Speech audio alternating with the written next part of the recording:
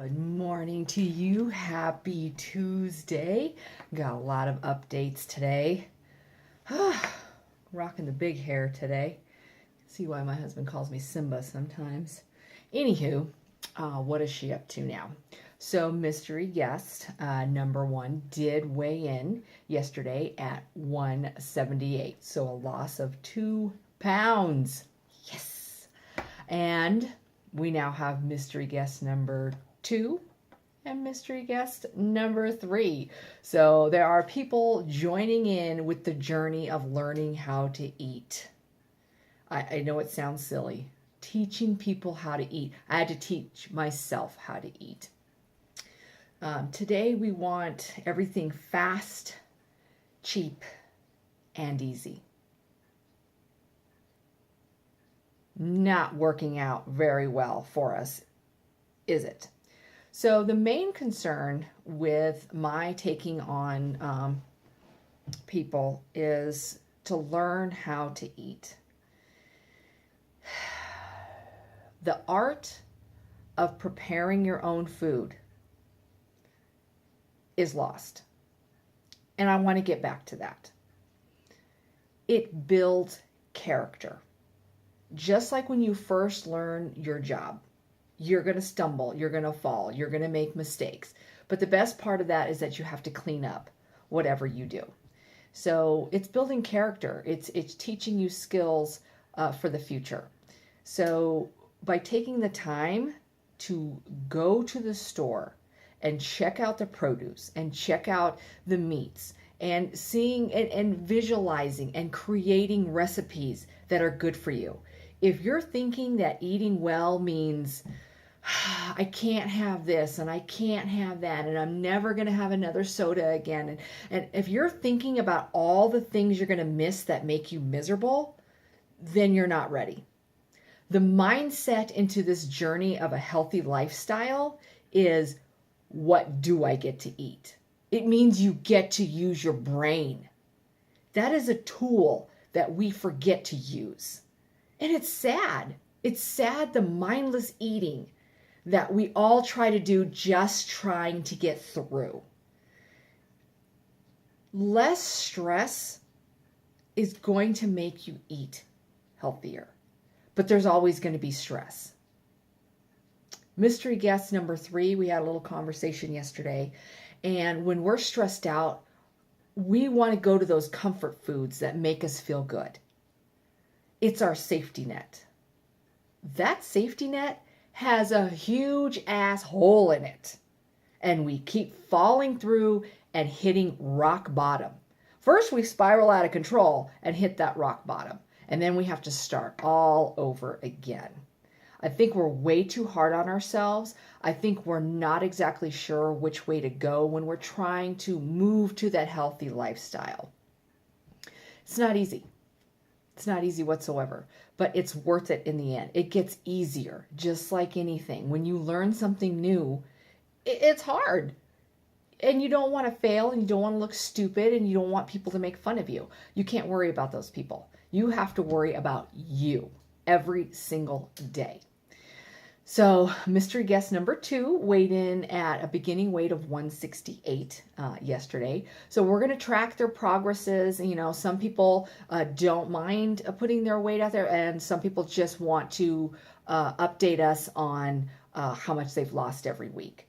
And I think it's admirable, no matter what you do, putting yourself out there for people to follow your new healthy journey. So kudos to them. And I'm grateful for the opportunity to, show them what I'm doing to get towards that healthy lifestyle.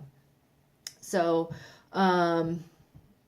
it's funny that we'll all watch those cooking shows and we'll all pin stuff left and right of all these different kinds of recipes, but we don't follow through. Oh, that looks good. Oh, I would want to do that. So I'm encouraging you. Go out there and try doing some of those things. And if you might learn and tweaking stuff. That's exciting to me. You know, I may not like this vegetable, so I will substitute it with something else. So, again, just updating you. I apologize. On Monday, I wasn't able to update everything that was going on. I'm still new to this and learning and, finding my own way. School is still on the brain. The University of Southern New Hampshire is what I'm looking at right now into healthcare or health promotion and education, excuse me. So that's the direction I'm going right now. I want to talk about one thing I encourage people to do is that afternoon snack. You talk about a make it or break it moment. It's that afternoon snack.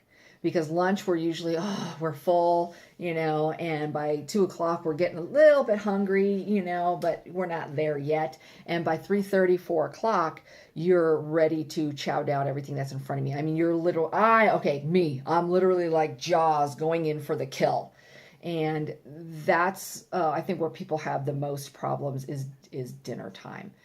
So schedule those snacks, make sure you have them with you, and arm yourself with the tools to get you to where you need to be. It's a daily struggle.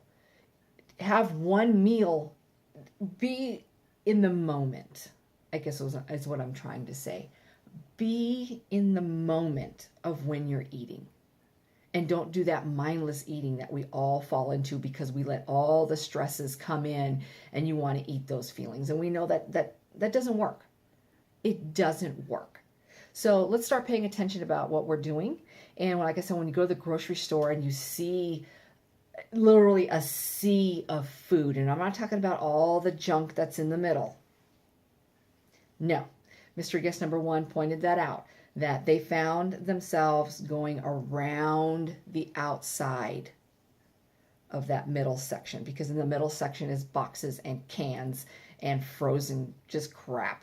If you're a junk food junkie, a sugar addict, a food addict, an emotional eater, that's the area, those are those comfort foods that we want to gravitate towards. So go to the outside of the store. You're going to have your dairy, your milk and cheeses, your fruits, your vegetables, all the different cuts of meats. So stay around the outside of the inside of the store. So again, just wanted to update you on what's going on, and think about what you're eating. Nourish your body and create that art of shopping for food and creating it and making new recipes. And that should be exciting. Like I said, if you're thinking about how terrible it is to eat well, you're not in the right mindset. You're not ready.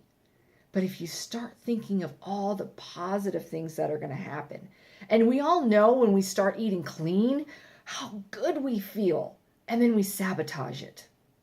That's not any fun. And we keep doing it over and over and over and over and over and over and over again. And here's a word I don't like, because we're going to change this word. The cheat meal or the cheat day. You know what cheat makes me feel like? Shit. It makes me feel like I'm dirty. It makes me feel like I don't deserve something, that I'm hiding something, that I don't deserve to have anything else except for clean food. You know what? It's just like when you're at work, right? You work, you show up 5 days a week, you do what you need to do, you're in that daily grind. You earn vacation. This is just going to be a vacation for your mouth, okay? So we're going to change that cheat day, cheat meal into an indulgence. And you know what? Sometimes you've earned that indulgence when you're eating clean for so long, and the timing's right. You're at a birthday party or a wedding or whatever. Sometimes it's okay. So think of it as an indulgence. I think I come off too militant and rigid about the food that I talk about, but we all know that eating well, it starts from the inside out, and it's what you put inside. And I can see it. I know exactly what people are eating or not eating when I see them, just like relationships. I know what's going on when I see two people together. And once you've been there and done that, it's easier to identify all the clues, all the little nuances that you see in other people. But now I'm more concentrated on that healthy lifestyle. I've got the relationship down finally. Better late than never, right? So just encouraging you again to begin that healthy journey and think and be in the moment. It's when we get out of the moment that we turn to the dark side of junk eating. Junk, I don't even like to call it food. So anyway, those are your updates for today, and we'll talk to you later, and happy Tuesday to you, and we'll get with you tomorrow.